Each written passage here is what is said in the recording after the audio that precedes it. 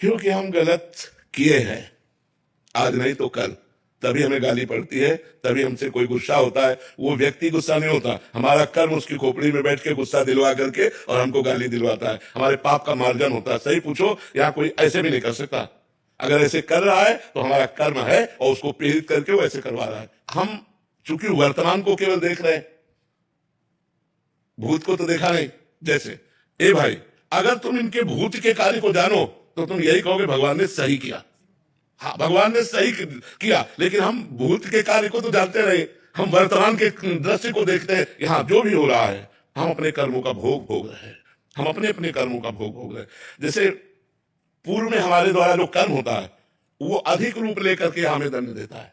तो इसमें कर्म विधान है भगवान का नहीं। बोले भगवान ने उसको प्यार किया, नहीं, भगवान के वो भी प्यारे थे, ऐसा नहीं था। भगवान सब मम प्रिय सब मम उपजाए, पर कर्म प्रधान विश्व रचि राखा और जो जस करे ताज फल चाखा। इसमें चूंकि कर्म हमारा भूत में होता है, भूत के पर्दे में, उसे हम देख नहीं पाते, और वर्तमान में जब दंड मिलता है तो लगता है भगवान बड़ा निर्दयी। हमारा अकेला लड़का था 20 साल का, उसको भगवान ने मार दिया। हमने क्या किया? भगवान की पूजा की, भगवान की आराधना की, भगवान ने हमारे साथ क्या किया? ये जीव भगवान पर अश्रद्धा कर देता है, जबकि ऐसा नहीं है। वो बड़े कृपालु हैं, पर उसकी आयु ही कर्म के अनुसार इतनी थी। अब आप पूजा करो या न करो, 20 साल में हो जाएगा।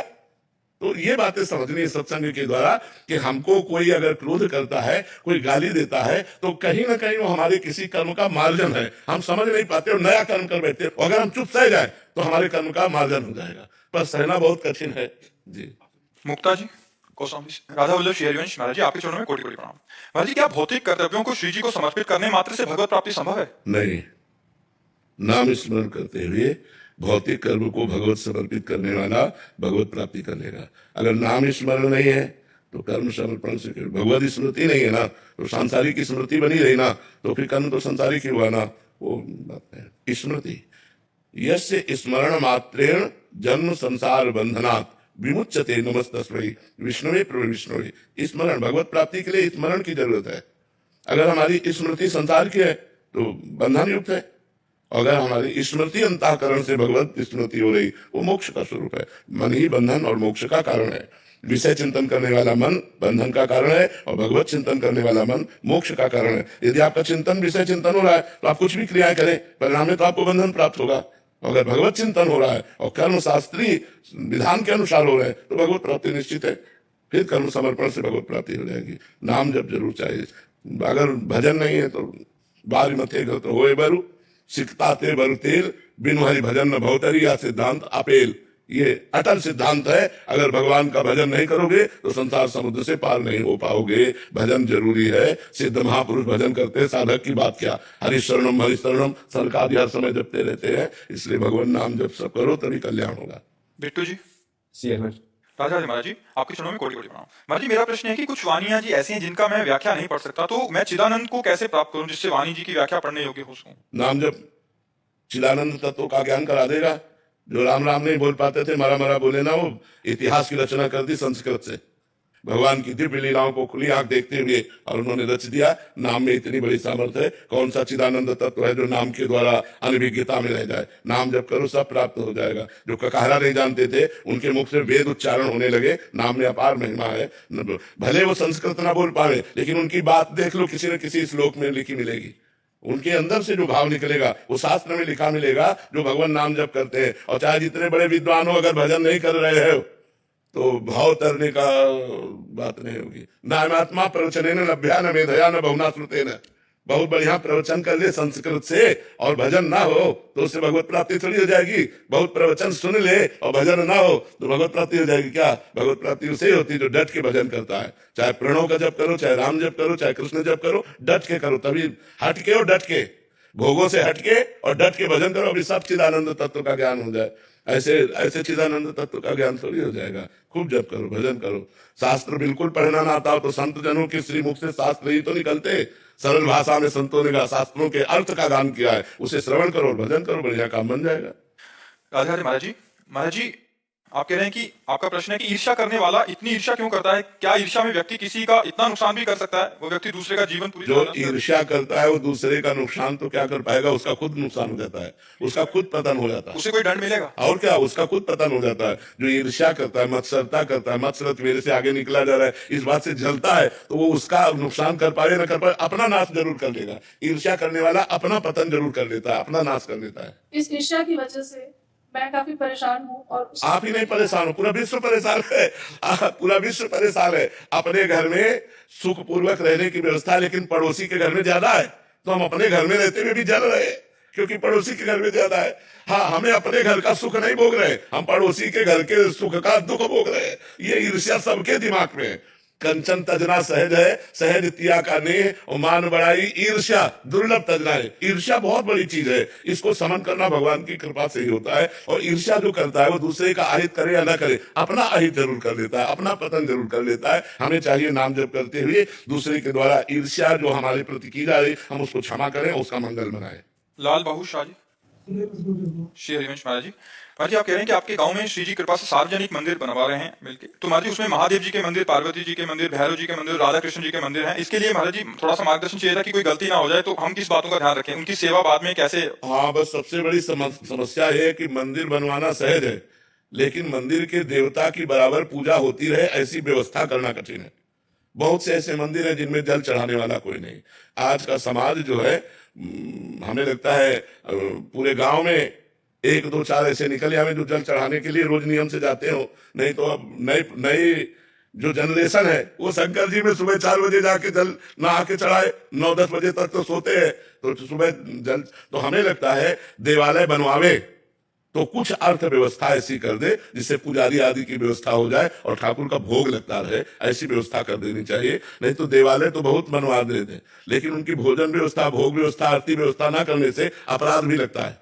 मानो मंदिर है, अब जले नहीं चढ़ रहा, भोगे नहीं लग रहा, मंदिर हमने बनवा दिया तो अपराध बन रहा है ना। प्राण प्रतिष्ठा हुई, देवता विराजमान है, भगवान विराजमान है। विजय जी, श्री हरिवंश महाराज जी, महाराज जी ऑफिस के काम का चिंतन होने से प्रभु का पूर्ण रूप से चिंतन या निरंतर भजन नहीं हो पाता, कहीं ना कहीं ये चिंतन भी बना रहता है कि बच्चों को भगवत प्राप्ति हो। महाराज जी कैसे मैं इन दोनों बातों को मिटाकर श्यामा शाम की देखो, सब शास्त्रों से सम्मानित और सब ऋषि मुनि और संत महात्माओं से प्रतिपादित हम आपको बात बताते हैं। हम ऑफिस गए, राधा अपना काम शुरू किया, फिर बीच में याद कर लिया राधा। काम पूरा हुआ 5 घंटे में, हाथ जोड़ा, हे प्रभु 5 घंटे में जो काम हुआ और आपका स्मरण हुआ, ये 5 घंटे आपको समर्पित करते हैं। आप ऐसा करके देखिए, ये भागवत धर्म है, कर्म समर्पण और भगवत स्मरण, इसी से सब काम हो जाएगा। कोई गृहस्थी में किसानी करता है, कोई व्यापार करता है, कोई ऑफिस जाता है, अपनी अपनी ड्यूटी दे रहे, और सबको देना चाहिए। देखो, अर्जुन जी कह रहे मैं संन्यास लेकर के भिक्षा मांग करके भजन करूंगा, युद्ध नहीं करूंगा, और भगवान कह रहे युद्ध करो, मामनिस्मर युद्ध है, मेरा स्मरण करते हुए युद्ध करो, भगवान ऐसा कह रहे हैं। तो युद्ध माने अपने कर्तव्य का पालन। तुम जहां जो कुछ हो, तुम्हें जो पद मिला है, अपने कर्तव्य का पालन करो, नाम जप करो, यही पूजा है। इसी से भगवत प्राप्ति हो जाएगी, घबराने की जरूरत नहीं है। मान लो आप ऑफिस में बैठे, तो ऑफिस का जब काम कर रहे हो उस समय नाम जप नहीं हो पाएगा, क्योंकि मन एकाग्रता से हम जब काम करेंगे तो नाम जप हम भूल जाएंगे। तो जब हमें अंगुली रुके, मान लो लैपटॉप से राधा, हम अगर 5 घंटे में 10 बार राधा राधा बोल लेते हैं और 5 घंटा समय भगवान को समर्पित कर देते हैं, वो भगवत प्राप्ति के योग्य हो जाएगा, वो आपको भगवत प्राप्ति के मार्ग में चलाएगा। लेकिन स्मरण आवश्यक है। भगवान को प्रणाम करके अपने ऑफिस में बैठो, और भगवान को प्रणाम करके कर्म समर्पण करके ऑफिस से निकलो, पूजा ही हो गई आपकी। काम में तनावता होती है तो कई घंटों तक नाम छूट जाता है, चिंतन भी नहीं बनता। हाँ, कई घंटे तो हमें लगता है नहीं। एक बार 1 सेकंड के लिए रुके, राधा बोल दी, क्या चला गया? इसके लिए तो हम सावधान रहे। कई घंटे निकल गए, भगवान नाम, मुझे ऐसा नहीं लगता कोई काम जिसमें हमको 1 सेकंड का अवसर न मिले। मान लो आप राधा बोले, राम बोले, शिव बोले, कृष्ण बोले, कृष्ण काम, कृष्ण, फिर काम, कितना सुंदर बढ़िया भजन बन जाए। हमें लगता है कि हमारी थोड़ी कमजोरी है, अगर हम अभ्यास को पुष्ट करें तो हो सकता है, नाम जप करते हुए हो सकता है। देखो, हम इतनी देर से आपसे बात कर रहे हैं तो आपको लग रहा होगा कि हम नाम छोड़े हुए हैं, नहीं, हमारे दिमाग में बार बार राधा लिखा जा रहा है। आपके सामने बैठे, आपके चेहरों पे राधा राधा राधा, हम बोल नहीं रहे, बोल रहे बातें, लेकिन हमारा दिमाग काम कर रहा है, क्योंकि अभ्यास योग युक्त चित्तसा नाम निगम, जो अभ्यास किया जाता है वो दिमाग में छा जाता है। जैसे आप हमारी बातें ही केवल नहीं सुन रहे, अंदर कुछ और चल रहा है ना, जहां तुम्हारे कुछ और चल रहा है हमारे चल रहा है। ये बात समझ ली। तो अभ्यास अगर हम कर ले तो हम दो काम एक साथ कर सकते हैं। हमारे मन में इतनी क्षमता है, हम दो काम एक साथ कर सकते हैं। अब अभ्यास की बात होती है। देखो, ड्राइवर बीड़ी भी पी रहा है, बगल वाले से बात भी कर रहा है, हंस भी रहा है, लेकिन वो ऐसा कुछ नहीं कर रहा। उसकी पूरी एकाग्रता ड्राइविंग पर है, पूरी एकाग्रता लक्ष्य पे है। पर एकाग्रता वहां रखते हुए भी वो हंस भी लेता है, वो बात भी कर लेता है, वो देख भी लेता है, लेकिन उसकी पूरी दृष्टि रोड पे है। जरा सा चूके कि एक्सीडेंट हो जाएगा, ऐसे हमें चलना है कि हमें बात भी करनी है, हमें हंसना भी है, लेकिन हमारी एकाग्रता भगवान पे रहे। एकाग्रता है जो भगवान पे रही कि मैं भगवान का कार्य कर रहा हूं, तो आपकी वो भक्ति हो जाएगी। रसखान गोविंद यूं भजिए जो नागरिको चित्त गागर में, जैसे ब्रजवासी गोपियां तीन तीन मटकी ऊपर जल की रखे हुए, हाथ में बाल्टी है, रस्सी है, और बात करती हुई हंसती हुई जा रही, लेकिन पूरी एकाग्रता सर पे है कि जरा सा बैलेंस बिगड़ा कि पूरी मटकी आ जाएगी नीचे। रसखान गोविंद यूं भजिए जो नागरिको चित्त गागर में, ऐसे हम गोविंद का भजन करें। अनुराग लता सच श्री हरिवंश महाराज जी, आपके चरणों में कोटि कोटि प्रणाम। महाराज जी, आपने एक बार सत्संग में बोला कि सेवा से तन की शुद्धता होती है और सुमिरन से मन की। इसमें तन की शुद्धता का आश्रय महाराज जी कैसे समझें कृपया? हाँ, तन से हमारे पाप कर्म होते हैं। जब हमारा शरीर शुद्ध हो जाएगा तो हमारे शरीर से पाप कर्म नहीं होंगे। पाप कर्म की व्याख्या कहां तक करें? जो धर्म विरुद्ध है, शास्त्र विरुद्ध है, जिसमें किसी को दुख पहुंचता है, किसी की हिंसा होती है, ऐसे कोई भी कार्य जिसका शरीर शुद्ध हो गया है उससे नहीं होगा। तो शरीर शुद्ध होने को तो निष्पाप शरीर, पवित्र शरीर, वो जहां चरण रख दे वो स्थान पवित्र हो जाए। तीर्थी कुर्वंत तीर्थानि, वो तीर्थों में भ्रमण करता है, तीर्थों को तीर्थत्व प्रदान करने के लिए इतना पवित्र हो जाता है। सेवा से शरीर पवित्र हुआ तो शरीर का राग नष्ट हो गया, मन पवित्र हुआ तो मन की चंचलता नष्ट हो गई। मन और तनय में तो हमारी आसक्ति है, तो हम अनासक्त होकर भगवान से प्रेम करने लगे। तो हमारा शरीर जब तक अपवित्र है तब तक इसमें राग रहता है, और जब शरीर पवित्र हो जाता है तो इससे भी वैराग्य हो जाता है। तो जब शरीर से भी वैराग्य हो जाए, कोई पाप कर्म न बने, तो समझना चाहिए शरीर पवित्र हो गया। और जब मन निरंतर भगवान का चिंतन करे, भगवान के चिंतन में पुलकित हो जाए, रोमांचित हो जाए, तो समझना चाहिए मन पवित्र हो गया। जब मन और तन पवित्र हो गया तो भगवान का स्वरूप अपने आप अनुभव में आने लगता है। महाराज जी, आपके श्री मुख से सुना है कि मूल तो मन ही है महाराज जी, शरीर की क्रियाएं कराने वाला। हाँ, पर मन लगा शरीर में है ना, मन शरीर में लगा है। अगर हमारा शरीर अपवित्र है तो अपवित्र क्रियाओं की बढ़ोतरी करेगा मन, और अगर शरीर पवित्र है तो इनका कनेक्शन है। अच्छा, इसीलिए पवित्रता का हाँ, निर्वाह। इसीलिए हम स्नान, कपड़े पवित्र, पवित्रता, जिससे हमारा मन पवित्र हो। मूल तो मन में आएगा, पर मन स्थूल शरीर में फंसा हुआ है। तो स्थूल शरीर जब हमारा पवित्र होगा तो सूक्ष्म शरीर में मन आता है, वो भी पवित्र हो जाएगा, और कारण शरीर में स्वभाव आता है, वो भी पवित्र हो गया। तीनों पवित्र हो गए तो आप तो परम पवित्र है ही, आत्मस्वरूप है, आपको अनुभव होने लगेगा। जैसे स्वच्छ और निर्मल जल में नीचे क्या पड़ा है ये हमें दिखाई दे देता है, ऐसे परम पवित्र निश्चल मन में भगवान के स्वरूप का अनुभव। इंद्रियाणाम मनश्चास्मि, भगवान गीता जी में कहते हैं इंद्रियों में मैं मन हूं, तो वो अनुभव में आने लगते हैं। वनिका जी दिल्ली से। श्री हरिवंश। श्री हरिवंश महाराज जी, महाराज जी आपने जीवन में इतने कष्ट अकेले ही सहे हैं महाराज जी। हम तो कुछ थोड़ी सी भी प्रतिकूलता या फेल होने पे एकदम हारा हुआ फील करते हैं महाराज जी। इस समय में महाराज जी अपने आप को कैसे संभाले महाराज जी? दिमाग में बस वही घूमता रहता है। भगवान के नाम जपने और भगवान के चरणों के आश्रय में बहुत बड़ा बल है। अगर हम भगवान का आश्रय न लिए होते तो हमारी दुर्गति हो जाती। आज भी जैसे कष्ट में शरीर है, लेकिन भगवान के आश्रय में है तो एक आनंद है, एक शीतलता है। भगवान के आश्रय के बिना विपत्तियों से, दुख से, संकट से नहीं हटा जा सकता। एक तो आई हुई विपत्ति होती है, हम लोगों ने तो जानबूझ के कष्ट सहे, नियम पूर्वक, मांगना ही नहीं है, जो सामने आ गया वही पाना है।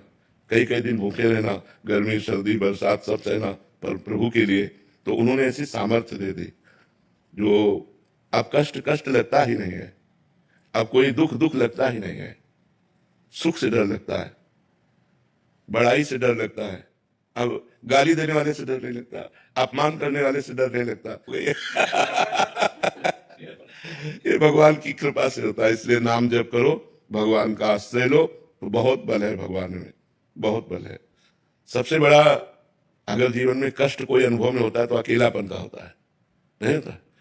कोई तो हो, यहाँ बचपन से कोई नहीं है, प्रभु के सिवा ना भी है, अब तो आखिरी फिल्म चल रही है तो जीवन के पूरी जीवन की फिल्म थी, अब उसका अंतिम निर्णय चल रहा है कब राधे श्याम हो जाए। ये तो पक्का बचा, आज नहीं तो कल, कल नहीं तो परसों, परसों नहीं तो वर्षों चाहे निकल जाए तो जाना तो है ना। इसका नाम मृत्यु लोक है, मृत्यु लोक में जाना तो पड़ता ही है। तो हम सबसे बड़ी बात बता रहे हैं, यदि भगवान को अपना दोस्त मानोगे, भगवान को अपना मानोगे तो कभी निराश नहीं होगे। तो नाम जप और भगवत आश्रय, ये दो बातें ऐसी है जो हमारे जीवन को पुष्ट कर सकती है। महाराज जी जाने की बात मत याद हिम्मत नहीं होती। इस लोक का नाम क्या है? मरना तो पड़ेगा ही। आज देख के भी दुख होता महाराज। हाँ, पर अब जाना तो पड़ेगा ही नहीं, आज नहीं तो कल, कल नहीं तो परसों। ये तो लोक है, मृत्यु लोक है, यहाँ ट्रांसफर होना ही है, सबको जाना है। जाने की तैयारी कर लो, जो पहले से तैयार न थे पछता पछता कर चले गए। हम तुम सबको जाना है। रहे न रावण सम अभिमानी, हिरण्याकश्यप सम बलदानी, यहाँ सबको जाना है।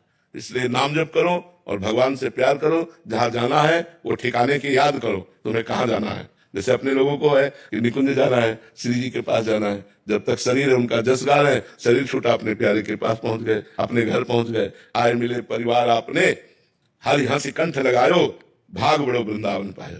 दिव्य वृंदावन हमारे प्राण प्यारे जिनका जीवन भर आश्रय लिए रहे, वो प्रिया प्रीतम प्रभु मिलेंगे तो एक आनंद है। मरना भी आनंदमय है, मरने से सब जग डरा, मेरो मन आनंद, कब मरी हो कब भेटी हो पूर्ण परमानंद, कब अपने पूर्ण परमात्मा से मिलूंगा। चिंतन ही नहीं हो पाता कि आप चले जाओगे तो क्या होगा, चिंतन ही नहीं हो नहीं, पाता। वाणी रहेगी, शरीर तो भले ना रहे, वाणी तो रहेगी ना।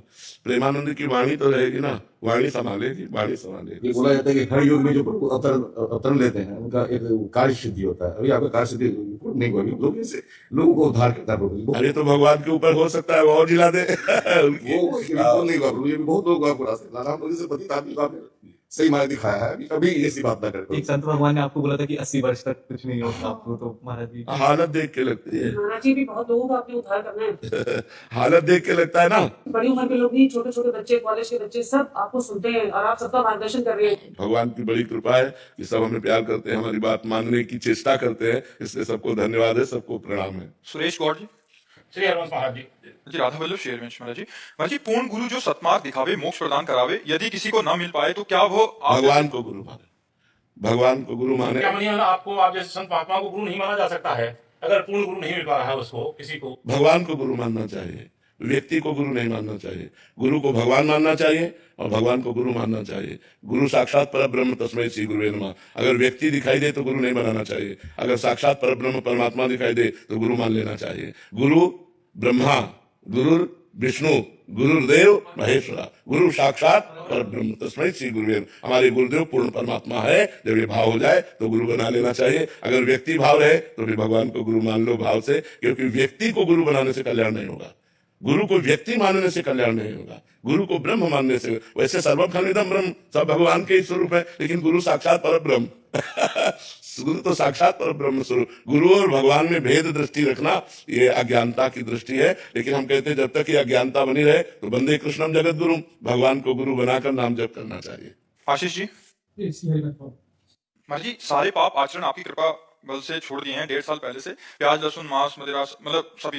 महाराज जी, आपने एक सत्संग में कहा था कि मैं अगर मर भी जाऊं तो मेरे वचनों पर आजीवन चलना, किसी की गुलामी का शिकार मत होना, एकमात्र श्री जी की गुलामी को ही स्वीकार करना। महाराज जी, उस दिन से दिल को कोई निचोड़ रहा है, मतलब जैसे कोई भीगे कपड़े को निचोड़ा करे, तब से बहुत विचलित हूँ। महाराज जी, किसी बात में मन नहीं लग रहा, विकलता से। महाराज जी, इस विकलता को शांत किस बात की विकलता? कि शरीर मतलब सिर्फ मम्मी पापा की बात, आपकी बच्चों में बात करें, उन्होंने भी राजी है। बस आप ये जो आप जाने के बाद अभी तक आपसे मतलब मिलन हुई, वो बात नहीं हुई जो होनी चाहिए। हमारे नाम दे दीजिए, हमें शिकार ये संसार से बस घोर बैराग्य हो जाए आपकी चरणों में, बस अखंड भक्ति और अखंड, हमें और कुछ ना चाहिए। आप नाम जप करो, नाम जप। हम आपको एक आंतरिक बात बता दें, यदि आप हमारी बात मानोगे, हम कोई मतलब सिद्धि या चमत्कार की बात नहीं करते, तो तुम्हारे खोपड़ी में प्रेमानंद बैठा मिलेगा।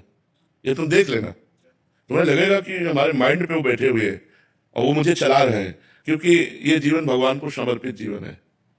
मतलब किंचन मात्र इस जीवन में अपना अस्तित्व नहीं है। भगवान बुलवा रहे हैं, पढ़े लिखे नहीं है, भगवान चला रहे हैं, हमारी किडनी फेल है, तो अपना अस्तित्व, मनुष्यत्व का अस्तित्व नहीं है। ये केवल भागवतिक प्रभाव से चल रहा है। तो अगर आप हमारी बात मानोगे तो आपको दिखाई देगा माइंड में ही वो बैठे हुए चला रहे हैं। बाहर की तो बात जाने दो, माइंड में बैठे हुए वो चला रहे हैं, हमारे दिमाग में वो बैठ चुके हैं। जो बाबा ने ये बोला है, बाबा ने ये बोला है, बाबा ने कहा ऐसे चलना है, ये माइंड में बैठना होता है। तो माइंड में बैठ करके ही तुम्हें भगवत प्राप्ति करा देंगे। अमित आहूजा जी। राधे राधे महाराज जी। महाराज जी, क्या भाग्य हमारे जीवन को नियंत्रित करता है या हमारे प्रयास और प्रार्थना हमारे जीवन को बदल सकती है? नहीं, भाग्य नियंत्रित करता है, कब तक? जब तक हमारा प्रयास आध्यात्मिक नहीं होता। आध्यात्मिक प्रयास होने पर भी भाग्य अपना प्रभाव दिखाता रहता है, लेकिन वो हमको परास्त नहीं कर सकता। आध्यात्मिक उन्नति होने पर हम अपने नए प्रारब्ध की रचना कर सकते हैं, नए भाग्य की रचना कर सकते हैं, लेकिन वो केवल आध्यात्मिक प्रयास से होगा, भौतिक प्रयास से नहीं। भौतिक प्रयास की सफलता और असफलता ये पूर्व भाग्य पर आधारित है। हानि लाभ जीवन मरण जस अपजस विधि हाथ, विधि माने विधाता के हाथ में जो तुम्हारे कर्मों के अनुसार विधान रख दिया गया है। अब उसको भोगते हुए हम नए जीवन को, हाँ, तो हम उस आध्यात्मिक मार्ग से ही चल सकते हैं, तब हम प्रकाशित कर सकते हैं नए जीवन को। नहीं तो वो कर्म के आधार पर भाग्य पर ही निर्धारित रहेगा, वो स्वयं में इतना प्रबल नहीं है। स्वयं में प्रबलता पुरुषार्थ अध्यात्म की, भजन की, तपस्या की, व्रत की, नियम की, तीर्थयाटन की, इनको जो हम करते हैं तो हम अपने भाग्य का परिवर्तन कर सकते हैं। आगामी, वर्तमान को नहीं, आगामी भाग्य का परिवर्तन कर सकते हैं। कर्म से भाग्य बनती है या भाग्य से कर्म? कर्म से भाग्य बनता है और भाग्य से उसका फल मिलता है, सुख या दुख। कर्म से हमारा भाग्य बनता है और भाग्य के परिणाम में सुख या दुख मिलता है। तो हमें नवीन कर्म जो आप करें वो सुख दुख दोनों से परे होने चाहिए। वो है भगवान का भजन जो परमानंद प्रदान करता है, सुख दुख से परे है। तो नाम जप करो और सारे कर्म भगवान को समर्पित कर दो, अभी जीवन आनंद में हो जाएगा। ये भी होता है क्योंकि आगे जब कर्म कर रहे हैं आगे का जन्म पता नहीं कहाँ जाएंगे। हाँ, बिल्कुल बिल्कुल। सुअर कुत्ता भी बन सकते हैं, चिड़िया पक्षी भी बन सकते हैं, देवता भी बन सकते हैं, मनुष्य भी बन सकते हैं, कर्म के अनुसार। हाँ, जैसा हम कर्म करते, कोई निर्णय नहीं। इसीलिए तो खूब नाम जप करना चाहिए, तो नाम जप बचा लेगा, नाम जप आपको आगे उन्नति प्रदान करेगा। महाराज जी, माला से ना कर सके तो क्या हर पल हम नाम लेते रहे उसका भी उतना ही प्रभाव पड़ेगा जितना माला लेके करने से? माला तो एक निमित्त मात्र है। माला है जैसे और भी साधन है, ये एक निमित्त है। हमें भजन कराने में इनका बहुत बड़ा योगदान होता है। जैसे हमने देखा कि आज 40,000 हुए नाम जप, अब कल जब 30,000 में हम रोकेंगे तो हमें जलन होगी कि 10,000 का हमारा घाटा हो रहा है, यार कैसे पूरा करें 10,000 तो पूरा। अगर हम गिने ना होते तो ये प्रक्रिया ना होती। तो हमें लगता है गिनने से हमें ज्यादा लाभ मिलता है कि आज हमने 50,000 किए, चलो कल 40,000 किए थे, अब 50,000 से नीचे उतरने में आपको अच्छा नहीं लगेगा।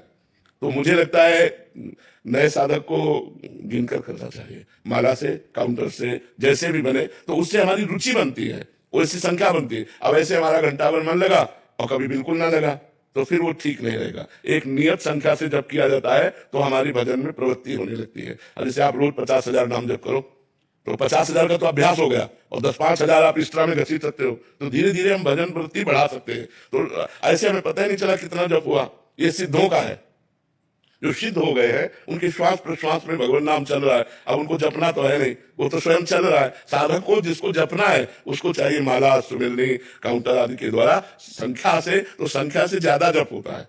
फिर देख लो आपकी स्थिति क्या है। गीता जी, राधे राधे महाराज जी। महाराज जी, जब आप कहते हैं कि वृंदावन वास परम वास है, इससे आपका तात्पर्य सिर्फ वृंदावन से है, ब्रज 84 कोष से भी? ब्रज 84 कोष, कहीं भी भगवत धाम में वास करे, ये ब्रज 84 कोष पूरा ब्रज धाम है ना, ये भगवान श्री कृष्ण की गोद है। हम मानो भगवान की गोद में वास कर रहे हैं। पूरे ब्रज 84 कोष में कहीं भी गोकुल है, नंदगांव है, बरसाना है, गिरिराज तलहटी है, वृंदावन, ये सब वृंदावन है। 3 वृंदावन है, गोष्ठ वृंदावन, गोपी वृंदावन और किशोरी जी का वृंदावन।